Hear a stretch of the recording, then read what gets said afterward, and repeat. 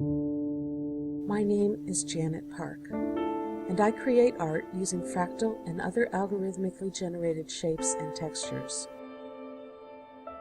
When I complete a new work, the finished image rarely looks much like it did in the beginning stages, and a viewer would have no way of knowing how many diverse variations and paths I explored along the way. Creating this piece in particular took me on quite a fascinating journey. I began, as I always do, with a grayscale shape that looked interesting.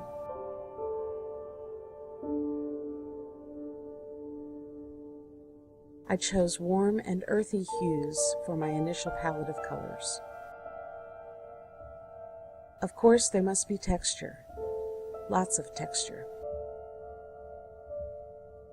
Although the effect is subtle here, I've sliced and rearranged some of the background texture with a technique I've been using in several recent images.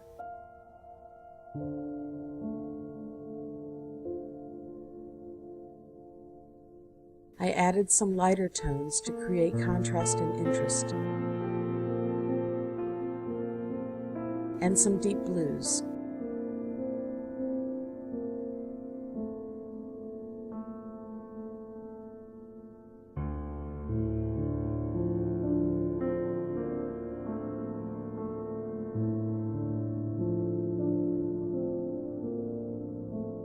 I was pretty happy with the image at this point, but when I looked at it again a few days later, it no longer had the same appeal. So I put it away and began again.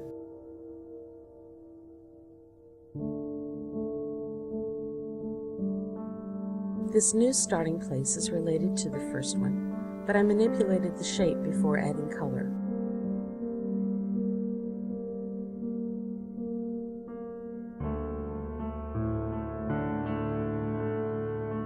I chose cooler hues this time.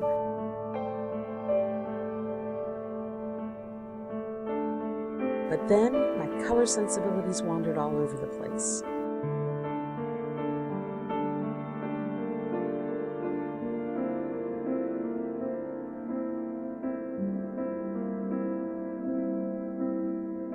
Earth tones called to me.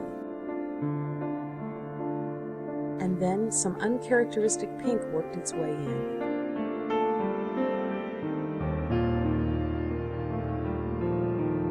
I couldn't seem to commit to any one direction or color scheme.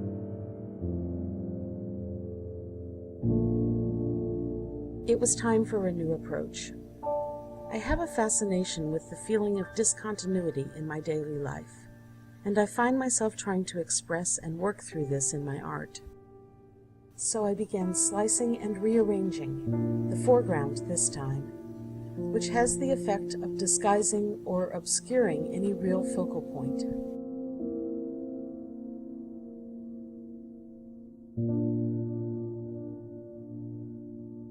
When I reached this place, I decided the image was done.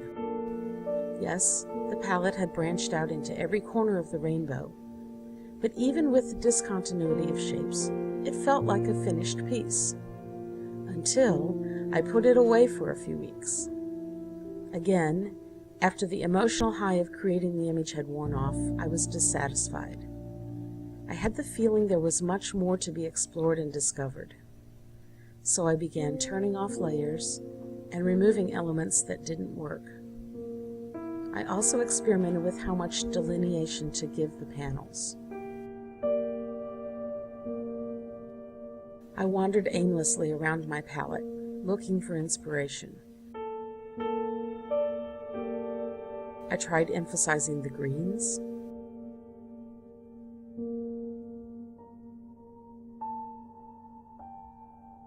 then the peaches and pinks.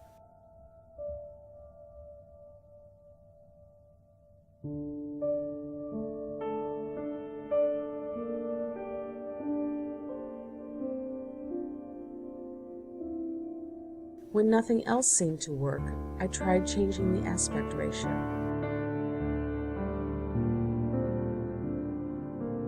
Although the chaos represents how disjointed my life feels, I questioned whether the overall effect was simply too random.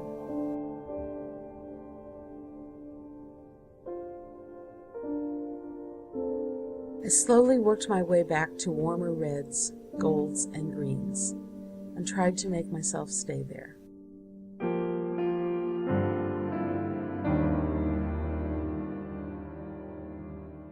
As I worked for more clarity, I found that I really liked both the far left and far right panels, but not so much the ones in between. I tried everything I could think of, adding masks and tweaking colors to shift the emphasis towards some of the interesting elements of those inner panels. But, as you can see, the overall image still looks unfocused and incomplete.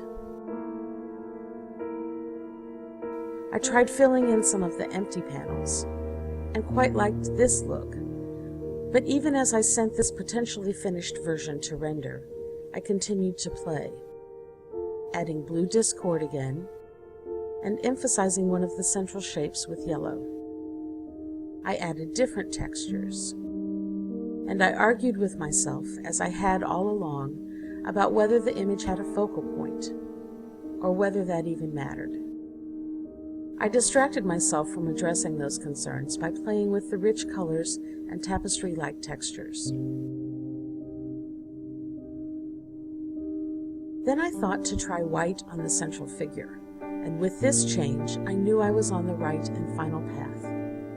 It's a visceral feeling, the moment when I suddenly know where I'm going with a work. During the creation of every new piece, I chased this sensation, imagining that I'm feeling the magic, or willing it to appear.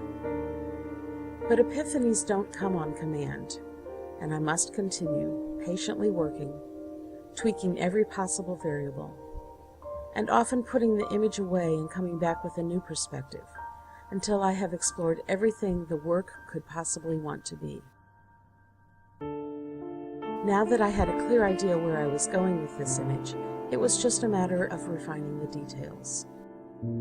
Since the main figure had started to resemble an iris, I wondered whether I should allow the panel borders to interrupt or imprison the flower, or whether it would be more effective to fill in the center of the blossom and let the panels fade into the background. This decision resolved my focal point concerns, and with a couple of final compositional and coloring changes, the work was complete. This, then, is Deziris.